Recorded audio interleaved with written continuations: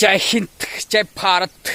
मैं हवलदार संदीप पाटिल, सीमा सुरक्षा बल, रिटायर्ड कमांडो, पीटी इंस्ट्रक्टर, प्रहरी फिजिकल अकादमी, ढेबेवाड़ी, तालुका पाटन, जिला सातारा, महाराष्ट्र 7066805987। हमारे को एनसीसी सर्टिफिकेट के फायदे मालूम नहीं होते। कुछ बच्चे ऐसे अपने पास रखे होते, उनको ही पता नहीं होता एनसीसी सर्टिफिकेट के फायदे कहाँ कहाँ होते हैं। जानिए आगे एनसीसी सर्टिफिकेट के फायदे। जय हिंद, जय भारत।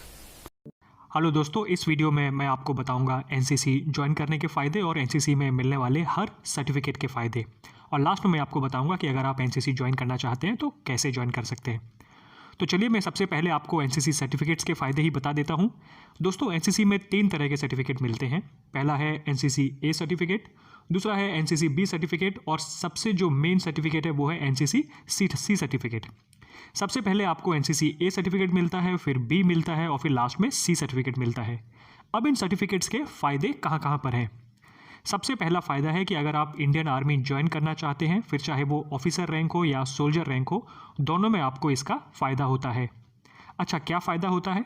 तो अगर आप सोल्जर रैंक में इंडियन आर्मी ज्वाइन करना चाहते हैं तो आपके पास अगर एनसीसी ए सर्टिफिकेट होगा तो आपको उसके रिटन एग्ज़ाम में 5 मार्क्स एक्स्ट्रा मिलेंगे, जो कि 200 नंबर का जो इनका एग्ज़ाम होता है उसमें आपको 5 नंबर एक्स्ट्रा मिलेंगे अगर आपके पास एनसीसी ए सर्टिफिकेट होगा। एनसीसी बी सर्टिफिकेट है तो 10 मार्क्स एक्स्ट्रा मिलेंगे और अगर एनसीसी सी सर्टिफिकेट है तो आपको एग्ज़ाम पेपर ही नहीं देना पड़ेगा। आप डायरेक्टली फिजिकल के बाद मेडिकल और उसके बाद ज्वाइन कर लेंगे इंडियन आर्मी। अच्छा, अगर ऑफिसर रैंक में ज्वाइन करना चाहते हैं तो क्या फ़ायदा है? तो दोस्तों, आर्मी में एनसीसी कैडेट्स के लिए स्पेशल एनसीसी एंट्री स्कीम होती है, जिसमें सिर्फ एनसीसी जिनके पास सी सर्टिफिकेट होता है वही लोग जाते हैं और इसमें कोई एग्ज़ाम नहीं होता, डायरेक्ट इंटरव्यू होता है।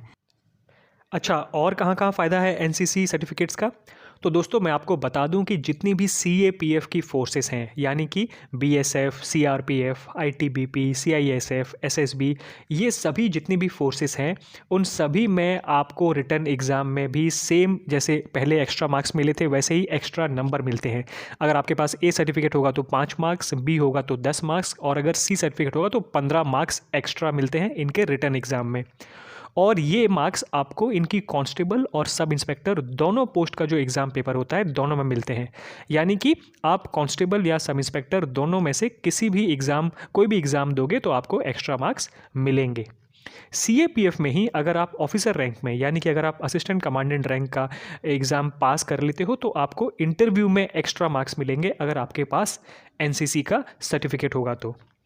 इसके अलावा हर राज्य की जो पुलिस कांस्टेबल की भर्ती होती है उसमें भी आपको रिटन एग्ज़ाम में एक्स्ट्रा मार्क्स मिलते हैं, लेकिन वो उस राज्य पर डिपेंड करता है। बहुत सारे राज्य हैं जहाँ पर नहीं मिलते हैं, लेकिन बहुत सारे राज्य हैं जहाँ पर आपको पुलिस कांस्टेबल की भर्ती में अगर एनसीसी सर्टिफिकेट होगा तो एक्स्ट्रा मार्क्स मिलते हैं। तो ये तो हो गई नौकरी वाली बात। और क्या क्या फ़ायदे हैं एनसीसी ज्वाइन करने के? तो दोस्तों, एनसीसी में आपको कई तरह की एक्टिविटीज़ में हिस्सा लेने का मौका मिलता है, जैसे कि पैराग्लाइडिंग, ट्रैकिंग, 26 जनवरी की जो परेड होती है उसमें हिस्सा लेने का मौका, हथियार चलाने का मौका और हथियार को खोलना बंद करना, ये सब सीखने का मौका। तो ये सारी चीज़ें आप एनसीसी में सीखते हैं। अब सवाल आता है कि एनसीसी ज्वाइन कैसे करें। तो दोस्तों, आप एनसीसी स्कूल में भी ज्वाइन कर सकते हैं और कॉलेज में भी ज्वाइन कर सकते हैं।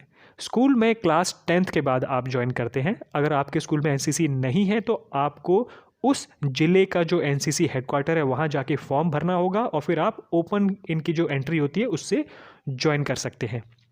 सेम चीज़ कॉलेज के लिए है कि अगर आप कॉलेज में ज्वाइन करना चाहते हैं, आपके कॉलेज में एनसीसी है तो आप ज्वाइन कर सकते हैं। अगर आपके कॉलेज में एनसीसी नहीं है तो उस ज़िले का जो एनसीसी हेडक्वार्टर है वहाँ पर फॉर्म भर के आप एनसीसी ज्वाइन कर सकते हैं।